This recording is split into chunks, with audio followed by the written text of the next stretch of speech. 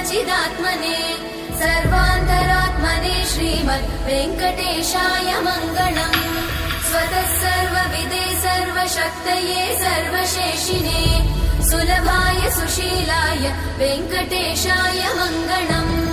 परस्मै ब्रह्मणे पूर्णकामाय परमात्मने प्रयुञ्जे परतत्त्वाय वेङ्कटेशाय मङ्गलम्।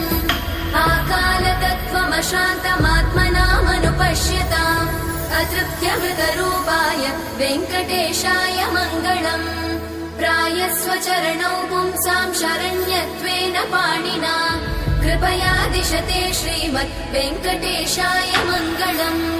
दयामृततरङ्गिण्यास्तरङ्गैरिव शीतलै अपाङ्गै सिञ्चते विश्वं वेङ्कटेशाय मङ्गलम्। स्रग्भूषां